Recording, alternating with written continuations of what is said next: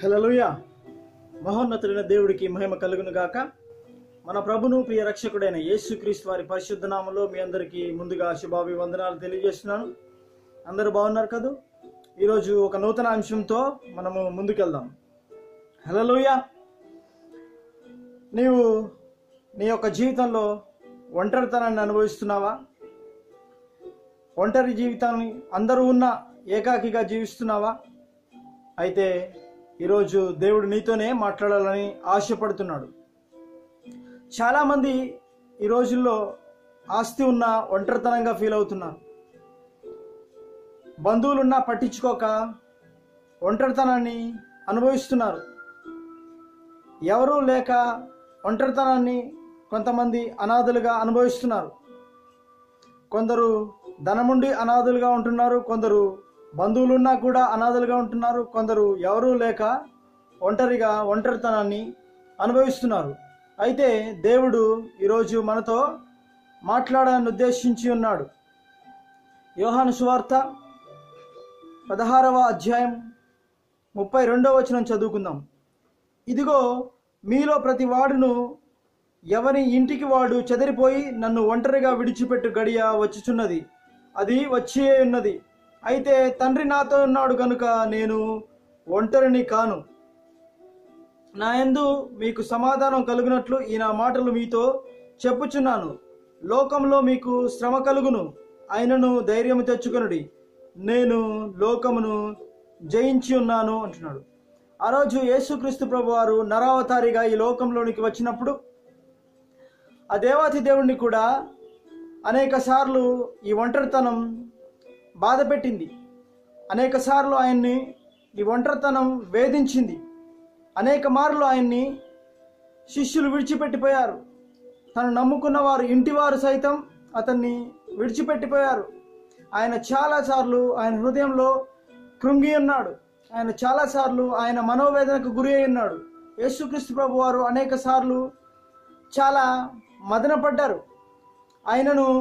ఆయన ఒక ధైర్యం కలిగి ఉన్నాడు. అదేమిటంటే, నేను ఒంటరిగా ఉన్నాను అని మీరు అనుకుంటున్నారు, కానీ నాలో ఉన్నవాడు, లోకాన్ని జయించినవాడు, నా తండ్రి నాతో ఉన్నాడని చెప్పేసి యేసుక్రీస్తు ప్రభు వారు ఎప్పుడు నమ్మకంగా ఆయన ధైర్యంగా ఉన్నారు. హల్లెలూయా.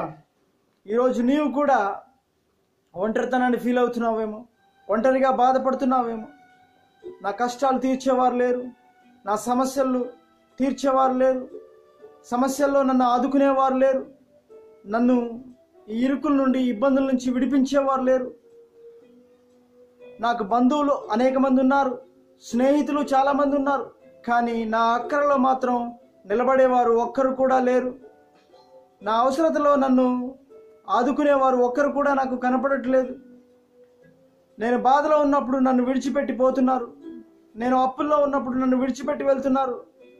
నేను ఎప్పుడైతే బాధ కలుగుతుందో, నాకు ఎప్పుడైతే హింస కలుగుతుందో అప్పుడే వారు నన్ను విడిచిపెట్టి వెళ్తున్నారు. నాతో ఉన్నప్పుడు, అన్నీ ఉన్నప్పుడు నాతో అందరూ కలిసి ఉంటున్నారు, కానీ నా సంతోషంలో పాలిభాగస్తులు అవుతున్నారు, కానీ నా యొక్క బాధలో ఎవరు పాలిభాగస్తులు అవ్వట్లేదని నీవు బాధపడుతున్నప్పుడు దేవుడు నీతో చెప్తున్నాడు, అమ్మా నీవే కాదు నాన్న, నువ్వే కాదు బాబు, నన్ను కూడా అందరూ విడిచిపెట్టి వెళ్ళారు. నా శిష్యులు, నా ప్రాణమిత్రులు అనుకున్న వారే, నా స్నేహితులు అనుకున్న వారే, నా సన్నిహితులే నన్ను పోయారు అని చెప్పేసి ఆయన చెప్తున్నాడు. ఆయన అనేక మార్లు కొండపైకి వెళ్ళి ఒంటరిగా ప్రార్థించును అని చెప్పేసి వాక్యం సెలవిస్తుంది. లూకా సువార్త 9వ అధ్యాయం 18వ వచనంలో ఉంటుంది. ఆయన ఒంటరిగా వెళ్ళి కొండ మీద ప్రార్థన చేసుకుంటున్నాడు అని చెప్పేసి వాక్యం సెలవిస్తుంది. ఆయన ఎంతో విచారం కలిగిన వాడై ఆయన బాధపడుతుంటే ఆయన యొక్క చెమట రక్త బిందువుగా కారిందని చెప్పి కూడా వాక్యం సెలవిస్తుంది. కనుక ఆయన, అయ్యా ఈ గిన్నె నా నుండి తొలగించయ్యా, మీ చిత్తమైతే తొలగించు ప్రభు అని చెప్పి తండ్రిని ప్రార్థించినప్పుడు ఆ యొక్క చెమట రక్తపు బిందువుగా కారినప్పుడు ఆయన, మీ చిత్తము కాని ఎడల ఈ యొక్క పాత్రను నేను పోషించదను, నీ చిత్తమును మాత్రమే సిద్ధించును గాక, నీ చిత్తము జరుగును గాక అని చెప్పి తండ్రి చిత్తానికి ఆయన లోబరుచుకున్నాడు. కనుక మనం కూడా ఈ లోకంలో శ్రమ, నింద, అవమానం ఎన్నో వస్తుంటాయి. ఇక్కడ చదువుకున్నాం కదా, యోహాను సువార్త 16వ అధ్యాయం 33వ వచనంలో, నా యందు మీకు సమాధానం కలుగునట్లు ఈ నా మాటలు మీతో చెప్పుచున్నాను. లోకములో మీకు శ్రమ కలుగును, ఆయనను ధైర్యము తెచ్చుకొనుడి, నేను లోకమును జయించి ఉన్నాను. ఆయన ఈ లోకంలో నీకు వచ్చినట్టే ఆయనకు కూడా అనేక శ్రమలు, మనకు వచ్చినట్టే అనేక బాధలు, నీకు వచ్చినట్టే అనేక శోధనలు, అనేకమైనటువంటి ఇబ్బందులు గుండా, ఇరుకులు గుండా, యవ్వనేచ్ఛల ద్వారా అన్ని కోరికలు ఆయనకు కలిగినాయి. కానీ అన్నిటినీ ఆయన జయించాడు. యవ్వనస్తుడు తప్పక త్రొట్టిల్లును అని చెప్పి వాక్యం సెలవిస్తుంది. కానీ దేని ద్వారా వారి యొక్క మార్గములు సరి చేసుకుంటారు అంటే నీ వాక్యమును బట్టియే కదా అని చెప్పేసి కీర్తన గ్రంథంలో రాయబడి ఉంది. వాక్యమును బట్టి మనము మన యొక్క ప్రవర్తన సరి చేసుకుంటామట. కాబట్టి వాక్యమును చదివి మనము దాన్ని నిరంతరం ధ్యానిస్తున్నట్లయితే మన యొక్క నడతలను, మన యొక్క ప్రవర్తనను, మన యొక్క చూపులను, మన యొక్క వినికిడిని, మన యొక్క నడవడికను మార్చుకుంటామని చెప్పేసి వాక్యం సెలవిస్తుంది. కనుక మేము దేవుని యొక్క వాక్యాన్ని బట్టి మన ప్రవర్తన మారుతుంది. నువ్వు ఒంటరిగా ఉన్నప్పుడు వాక్యాన్ని చదువు, నువ్వు ఒంటరిగా ఉన్నప్పుడు ప్రార్థన చేయి, నువ్వు ఒంటరిగా ఉన్నప్పుడు దేవుడు నీ జీవితంలో చేసిన కార్యాలను నెమరువేసుకో. దివారాత్రములు యెహోవా ధర్మశాస్త్రమును ధ్యానించేవాడు ధన్యుడు అని చెప్పేసి వాక్యం సెలవిస్తుంది. నువ్వు వాక్యాన్ని నెమరు వేసుకుంటుంటే ఆయన చేస్తున్న ఆయన చేసిన కార్యాలను నెమరు వేస్తూ, ఆయన చేసినటువంటి అద్భుత కార్యాలు నీ జీవితంలో చేసినటువంటి వాటిని నువ్వు నెమరు వేసుకుంటూ కృతజ్ఞతాస్తుతులు చెల్లించు. నిత్యము స్తుతించేవాడిగా ఉండు, నిత్యము ఆరాధించేవాడిగా ఉండు, నిత్యము నువ్వు ప్రార్థించేవాడిగా ఉండు, నిత్యము నువ్వు వాక్యాన్ని ధ్యానించేవాడిగా ఉండు. అప్పుడు దేవుడు నీలో ఉన్నటువంటి చింతను తొలగిస్తాడు. నీ చింత ఏదో యావత్తు నా మీద వేయి, నేను నీ నిమిత్తము చింత భరించడానికి నేను సిద్ధంగా ఉన్నానని చెప్పేసి దేవుడు చెప్తున్నాడు. నీ చింతను నువ్వే మోసిన ఎడల, నీ బరువును నువ్వే మోసిన ఎడల నువ్వు నశించిపోతావు, కృషించిపోతావు, హింసించబడతావు, బాధపడతావు, నువ్వు నానాటికి కృంగిపోతావు. కానీ ఎన్నటికి కూడా నీవు పైకి రాలేవు. కాబట్టి నువ్వు ఎప్పుడు కూడా నీ యొక్క ఉద్దేశాలను దేవుని మీద ఆనిచ్చి నువ్వు ఆలోచించాలి. ఎప్పుడు కూడా నీ పరిస్థితులను దేవుడి చేతిలో పెట్టి ప్రార్థించాలి. దేవుణ్ణి ఎప్పుడు కూడా నువ్వు ఆనుకొని ఉన్నట్లయితే నిత్యము స్తుతించేవాడిగా, నిత్యం ప్రార్థించేవాడిగా, నిత్యం వాక్యం ధ్యానం చేసేవాడిగా, నిత్యం సంఘ సభ్యులతోనూ ఆత్మీయులతోనూ సహవాసం చేసేవాడిగా ఉంటే నువ్వెప్పుడు కూడా గెలిచేవాడిగా ఉంటావు. నువ్వెప్పుడు కూడా ప్రార్థనలో ఎదిగేవాడిగా ఉంటావు. నీ యొక్క ఆత్మీయ జీవితంలో నువ్వు గొప్పవాడిగా ఉంటావు. కనుక వాక్యం సెలవిస్తుంది, ఒంటరిగా ఉన్నావా నువ్వు? అయితే బాధపడకు. యేసుక్రీస్తు ప్రభువారే ఒంటరితనాన్ని అనుభవించారు. యేసుక్రీస్తు ప్రభువారే ఆయన ఒంటరిగా ఉన్నప్పుడు ఆయన ఒక చింత కలిగి ఉన్నాడు. అది ఏమిటంటే దేవుని కార్యాన్ని నేను చెయ్యాలి అనే చింత కలిగి ఉన్నాడు. తండ్రి చిత్తాన్ని నెరవేర్చాలనే చింత కలిగి ఉన్నాడు. ఆ చింత నువ్వు కలిగి ఉండాలి. దేవుని చిత్తాన్ని నెరవేర్చాలి. దేవుని చిత్తానుసారంగా నా జీవితంలో దేవుడు అనుమతించిన ప్రతి పరిస్థితిని జయించడానికి నాకు శక్తి కావాలి ప్రభు అని చెప్పి తండ్రి మీద నువ్వు ఆనుకున్నప్పుడు దేవుడు నిన్ను గెలిపిస్తాడు, నిన్ను నడిపిస్తాడు. ఈ లోకంలో నీకు శ్రమ కలుగుతుంది, నింద కలుగుతుంది, ఆయన నువ్వు చింతించకు. దేవుడు నేను ఈ లోకంను జయించి ఉన్నాను అని చెప్పేసి యేసుక్రీస్తు ప్రభు వారు చెప్తున్నాడు. ఈ లోకాన్ని జయించిన దేవుడు మనలో ఉండగా, మనతో ఉండగా నీకు చింతయాలా మిత్రమా? చింతించకు, బాధపడకు. ఈ లోకంలో నీకు చింత, బాధ, శ్రమ కలిగినప్పుడు ఆ దేవుడు నిన్ను ఆ శ్రమల గుండా ఒక మార్గాన్ని తెరిచి ఆయన జయించడానికి, ఒక ద్వారాన్ని తెరచడానికి ఆయన సిద్ధంగా ఉన్నాడు. ఒకరోజు ఒక సైంటిస్టు ఒక వ్యాధికి మందు కనుక్కోవడానికి ఎండ్రకాయల్ని అనగా పీతల్ని తీసుకురమ్మని చెప్పేసి చెప్పాడట. చెప్పినప్పుడు ఆ ఫ్లైట్ దగ్గరికి ఆ యొక్క 3 సీసాలను తీసుకొచ్చాడట. ఒకటి అమెరికా, ఒకటి జపాన్, ఒకటి ఇండియా అని చెప్పేసి 3 సీసాలు తీసుకొచ్చాడట. 3 సీసాలు తీసుకొచ్చినప్పుడు రెండింటి మీద, అమెరికా మీద, జపాన్ వాటికి మూతలు పెట్టారట. ఈ యొక్క ఇండియా దానికి మాత్రం మూత పెట్టలేదట ఆ సీసాలు.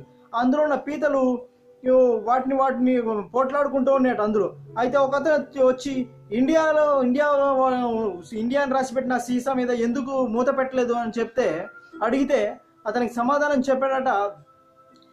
ఇండియన్స్ ఒక స్వభావం ఎలా ఉంటుందంటే అవి పోవులేండి, ఎక్కడికి పోవాయి, పైకెక్కి రాని, ఎందుకంటే ఒకదాన్ని ఒకటి లాక్కుంటూ ఉంటాయి అని చెప్పేసి అతడు చెప్పాడట. నిజమే మిత్రమా, ఈరోజు మనల్ని కిందికి లాగేవారే తప్ప మనల్ని అభివృద్ధి పరచాలని చెప్పేసి, మనల్ని డెవలప్ చేయాలని చెప్పేసి, మనల్ని ఎదిగించాలని చెప్పి ఎవరు ప్రయత్నించరు. మనము ఎదుగుతుంటే క్రిందికి లాగుదామని చూస్తారు తప్ప ఎవరు మనల్ని గొప్పవారిని చేయాలని, మనల్ని ఎవరు ఎంకరేజ్ చేయాలని చెప్పేసి ఎవరు అనుకోరు. ఎవరు కూడా, ప్రతి ఒక్కరూ మనల్ని ఎంకరేజ్ చేశారు. ఈరోజు నేను వీడియో చేస్తున్నానంటే కూడా కారణం, నన్ను బహు కొద్ది మంది ఎంకరేజ్ చేసేవారు. చాలా మంది వీడియోలు చేస్తున్నాడా వీడియో అని చెప్పేసి మన కిందికి లాగేవారే తప్ప ఎవరు ఎంకరేజ్ చేసి వీడియోలు చేయమని, దేవుని ప్రేరేపణ బట్టి ఈ వీడియోలు చేస్తున్నాను తప్ప ఎవరో ఎంకరేజ్ చేసిన దాన్ని బట్టి, నాలో ఉన్న తృష్టను బట్టి చేస్తున్నాను తప్ప ఎవరో సపోర్ట్ చేస్తున్నారని కాదు. నన్ను ఎవరు సపోర్ట్ చేయట్లేదు. నాకు దేవుడి ప్రేరేపణ ద్వారా నాలో ఉన్న తృష్టను బట్టి, ఆశను బట్టి నేను ఈ వీడియోలు చేయడం జరుగుతుంది. నా వల్ల ఒక్క ఆత్మైనా రక్షించబడకపోతుందా, నా వల్ల ఒక్కళ్ళైనా బలపరచబడకపోతారా అని చెప్పేసి ఆశతో వీడియోలు చేస్తున్నాను తప్ప ఏదో స్వలాభాపేక్ష కోసం నేను చేయట్లేదు ప్రియమిత్రమా. కాబట్టి మనల్ని ఎవరైనా సరే ఈ సమాజంలో ప్రతి ఒక్కరు కూడా మనల్ని కిందికి లాగాలనే చూస్తారు. మనం ఎదుగుతుంటే క్రిందికి లాగాలనే చూస్తారు. కానీ మనల్ని అభివృద్ధి కావాలని, ఒకరి అభివృద్ధిని ఓర్చుకోవాలని కానీ ఈ సమాజంలో చూసేవారు చాలా అరుదు. కనుక నీకొచ్చిన సమస్యను బట్టి, నీకొచ్చిన ఇబ్బందిని బట్టి, నీకొచ్చిన ఇరుకును బట్టి నువ్వు చింతించకు. నువ్వు మనోధైర్యం కలిగి, నిబ్బరం కలిగి ఉండు. దేవుడు నిన్ను హెచ్చించేవాడిగా ఉన్నాడు. దేవుడు నిన్ను గొప్ప చేయాలనుకుంటున్నాడు. కనుక దేవునికి అప్పచెప్పుకొని జీవితాన్ని ఈ మనుషులకు అప్పచెప్పితే వాళ్ళందరూ నిన్ను హేళన చేస్తారు, చెడ్డ సలహాలు ఇస్తారు, నిన్ను గోతులో తోయడానికి ప్రయత్నిస్తారు. కానీ దేవుడికి నీ యొక్క సమస్యను నువ్వు అప్పచెప్పుకున్నప్పుడు, దేవునికి నీ జీవితాన్ని సమర్పించుకున్నప్పుడు, ఆయన నువ్వు ఏ పనిముట్టుగా ఈ లోకానికి పంపాడో ఆయన ఎలా నడిపించుకోవాలో నిన్ను అలా నడిపిస్తాడు.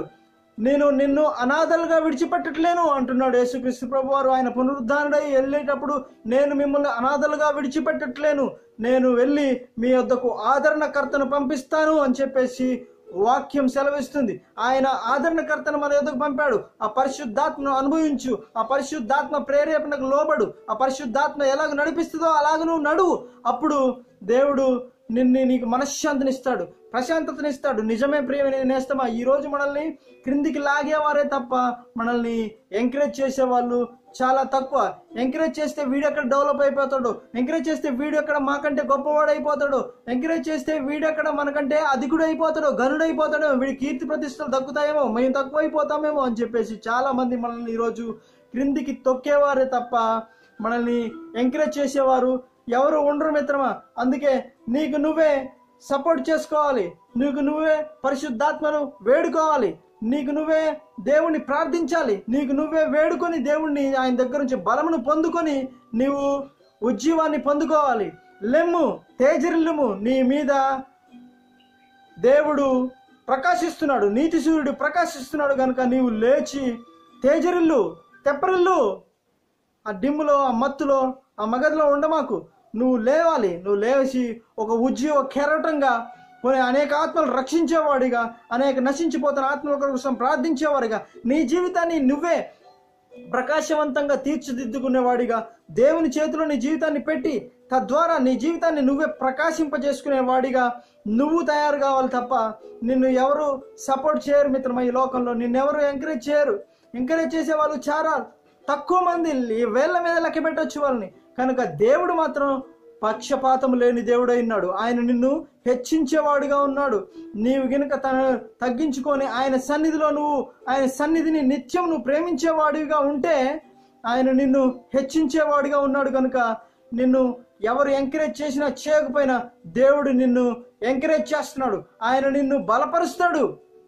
బలహీనుల వారి హస్తములో ఆయన బలపరుస్తారు. పెంట కుప్ప నుండి దీనులను లేవనెత్తువాడు ఆయన అని చెప్పేసి వాక్యం సెలవిస్తుంది. కనుక ప్రియనేస్తమా, దేవుని నమ్ము, దేవుని చేతిలో నీ జీవితాన్ని పెట్టు. ఈ లోకంలో నీకు నింద, శ్రమ, అవమానం వస్తాయి. నన్ను బట్టి, నా నిమిత్తం నీకు నింద, అవమానం వస్తుందని చెప్పేసి దేవుడు చెప్తున్నాడు.